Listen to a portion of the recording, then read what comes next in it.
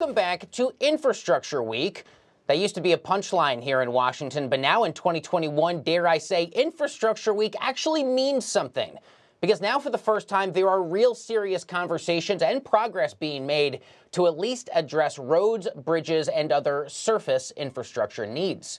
Last night, 11 Senate Republicans agreed to a new bipartisan infrastructure deal. And last week, the House Transportation Committee passed a $547 billion surface infrastructure package aimed at fixing our country's roads and transit systems. The bill passed after a very lengthy two-day-long meeting and puts a large emphasis on fighting climate change. Both parties, I should caution, still very far apart on things like the future of electric cars and how states should even tackle existing road problems. There are in this country an estimated 600,000 bridges in the United States, including this one in Eugene, Oregon, that crosses the Willamette River, the Peter DeFazio Bridge for bikers and pedestrians. I'm happy to say now that Chairman Peter DeFazio himself, Democrat from Oregon, joins me now. Congressman, thanks a lot for being here. You got a bridge named after you, and I know this issue is near and dear to your heart, as it has been for many decades working in Washington. Thanks for taking the time. I'm curious, have you gotten an opportunity here to comb through this bipartisan Senate proposal that's making a lot of headlines today on Capitol Hill? And how does it fare from what you've seen versus your efforts with the INVEST Act? I have no idea what the Senate's doing. I've been busy, haven't seen anything from them on paper. I passed a comprehensive bill. My bill will do several key things. One, fossil fuel pollution from transportation is the largest contributor to climate change in the United States. My bill is going to move us away from fossil fuels and transportation, electrify the national highway network.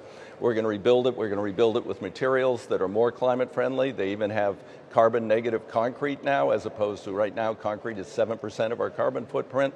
We're going to rebuild it resilient to climate change, sea level rise, severe weather events, earthquakes in the West. I'm going to increase the budget for rail by 500% so we can have high and higher speed rail around the country, giving people new options to get them out of single occupancy vehicles. And I'm increasing transit by 140%. The last thing I saw out of the Senate was this jerk named Toomey over there wants to kill all transit. And that is certainly something that's a no-go as far as you're concerned. Are you prepared for Democrats to have to pass something purely in the spirit of so-called surface infrastructure and leave other components, things like green energy, renewable energy, childcare, to the dreaded budget reconciliation process? Are you prepared for that possibility? No, look, we have to reauthorize surface transportation by October 1st or all federal investment in transportation ends. So I have to get an authorization bill. And to get the things the president wants to deal with climate change, to deal with social equity in terms of our transportation network, and all the other innovative things in my bill, I have to get that policy in place. Then the American Jobs Plan can put more money into those programs if necessary. But this is not the American Jobs Plan. This is something that underlays it. It's a large component of it, but it is not the plan itself. And people are getting confused about that. I have to have a reauthorization by October 1st. Can you talk to us a bit about the ways with which you and your colleagues have prioritized social equity specifically in the transportation conversation? Absolutely, in numerous ways. One is when we built the highway system, we mowed down a bunch of communities, particularly communities of color, divided them, destroyed them. A lot of that infrastructure is wearing out. We're going to have to rebuild it, but we're going to rebuild it in a different way to bring those communities back together. The president pointed to a skyway down in New Orleans and said, "This thing's got to come down. We're not going to divide this community anymore. We're going to build boulevards or something that'll join the community." In other places, you can actually cover the freeway and rejoin communities. So there's a big investment. The president wants $20 billion for social equity, for righting the wrongs of the past. We also deal with what we call transit deserts. There are a lot of poor communities, communities of color and others, rural areas, tribal reservations. They don't have transit. They're not getting the investment, the help they need from the federal government. So we're putting a massive investment into transit, to help people get out of the single occupancy vehicles, end congestion, end the fossil fuel pollution. When would you like to see a bill firmly on the desk of the president and signed by President Joe Biden?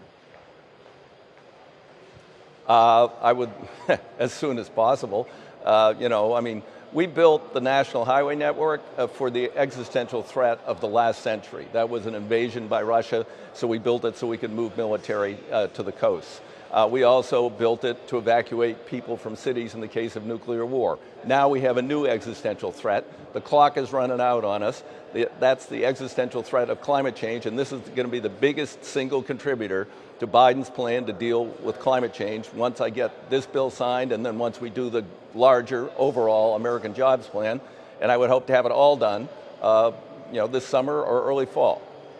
I know you say this summer or early fall. Look, I got sources on your committee, and people have told me what some people admit out loud. They say it is advantageous to Mitch McConnell and other Republicans, Chairman DeFazio, to run out the clock, to show you that maybe they are willing to work on this, but they know the longer they take to get infrastructure and transportation done, the less time Democrats will have to focus on things like H.R. 1, voting rights, and other climate bills. Do you sense that? Do you sense some Republicans are at least willing to say that they'll play ball, but really they're trying to run out the clock?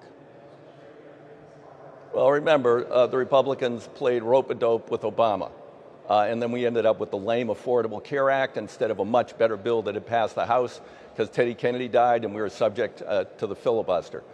Joe Biden is very cognizant of that, and he isn't going to let him run out the clock. His chief counsel said, when I was on a call with him last weekend, we'll give him another 7 to 10 days. I'm passing my bill in 2 weeks on the floor of the House. The Senate claims they're going to move an authorization for surface transportation in that same time period. We'll see. That's a starting point.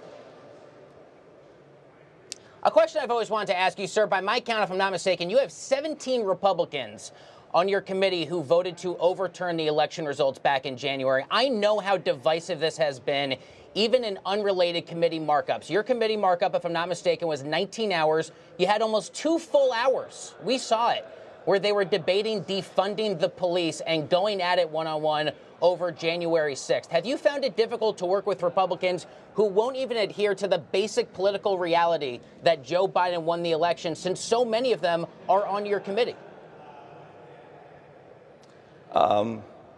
Look, I rolled them. I got 2 Republican votes. We won. I dealt with them fairly. I let them waste time. They offered 200 amendments. We defeated all their bad amendments. There was one particular jerk from Minnesota. He's the one who brought up defunding the police.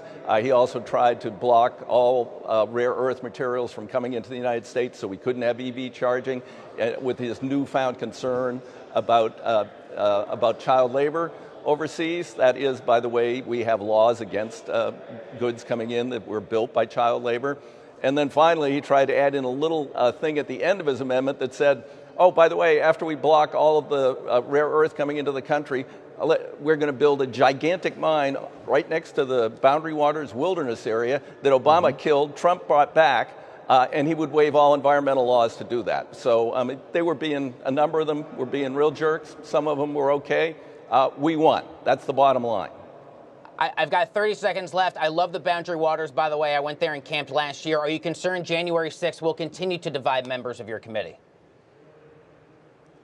It's not just January 6th. I mean, they are against, they cannot say, well, at least most of them can't say they believe in climate change because Donald Trump wouldn't like that. So there's so many issues that divide us. Chairman DeFazio, what a pleasure it is to speak with you, sir. An extraordinarily busy June on Capitol Hill. I wish you and your colleagues the best of luck. Thanks for being here tonight. Thank you. Appreciate the opportunity.